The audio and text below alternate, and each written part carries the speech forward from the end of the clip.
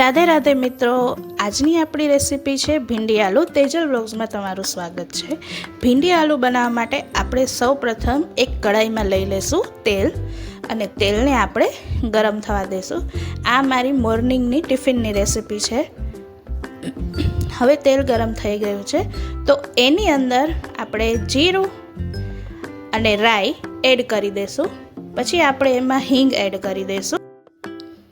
હિંગ એડ થઈ ગયા પછી બધું તતડી જાય એના પછી આપણે એની અંદર ભીંડા અને બટેકા બે સાથે જ નાખી દઈશું। તમને એવું થતું હશે કે આ શું ભીંડા અને બટેકા એકસાથે નાખ્યા શાક કેવું થશે, પણ ટ્રસ્ટ મી, તમે જ્યારે પણ આ શાક બનાવશો ત્યારે એક પણ ચીકણું નહીં રહે, શાક જરાય બી એમાં લારો નહીં થાય। અને એક ખાસ ધ્યાન રાખવાનું, ભીંડાનું જ્યારે શાક બનાવતા હોય ત્યારે તેલનું પ્રમાણ થોડું વધારે રાખવાનું, જેનાથી જે ભીંડો ચડી સરસ જશે અને ફટાફટ ચડી જશે। આ રીતે ભીંડાને સરસ મજાનું આપણે 1-2 મિનિટ સુધી રાખી એની અંદર ટામેટાં એડ કરવાના છે। આવી જ રીતે એડ કરવાનું છે અને પછી એમાં હળદર, ધાણા જીરું, લાલ મરચું, આ બધી વસ્તુ એડ કરીને આપણે એક પણ ચમચો એકેય વાર ફેરવવાનો નથી, આમનામ જ રાખી દેવાનું છે મસાલા। અને એકદમ આપણે શાક એટલું મસ્ત પાકી જશે ને કે તમને એમ થશે કે ના। અને આ સાથે અમારી ચેનલને સબસ્ક્રાઈબ કરવાનું ભૂલતા જ નહીં।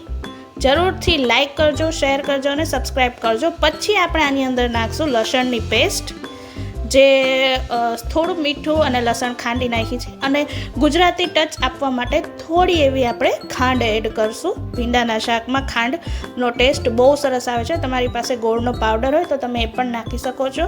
અને એના પછી સ્વાદ અનુસાર આપણે મીઠું એડ કર્યું છે અંદર, જેવું તમે ખાતા હોય એવું। તીખું ખાતા હોય તો ચટણી તમે આમાં વધારે એડ કરી શકો છો। અમે મીડિયમ ખાઈએ છીએ એટલે ચટણી થોડી ઓછી એડ કરી છે। હવે આપણે આને ઢાંકીને 5 થી 7 મિનિટ સુધી એમનેમ રહેવા દઈશું। પછી આપણે જોશું તો અંદરના મસાલા, ટમેટાં, ભીંડા, બટેકા બધું એકદમ સરસ પાકી ગયું છે। અને પછી આપણે એને બરાબર મિક્સ કરી લઈશું વ્યવસ્થિત રીતે। તો 7 મિનિટ પછી અને મસ્ત બધા મસાલા મિક્સ કર્યા પછી આપણું શાક છે જે અહીંયા એકદમ ટોટલી રેડી થઈ ગયું છે। તમે જોઈ શકો છો જરાય ભીંડો ચીકણો નથી, લારું જરાય થતી નથી। મેં આમાં લીંબુ પણ એડ નથી કર્યું, છતાંય શાક છે એકદમ ઓસમ, એકદમ કલરવાળું અને તેલવાળું મસ્ત દેખાય છે અને એકદમ ચડી ગયું છે।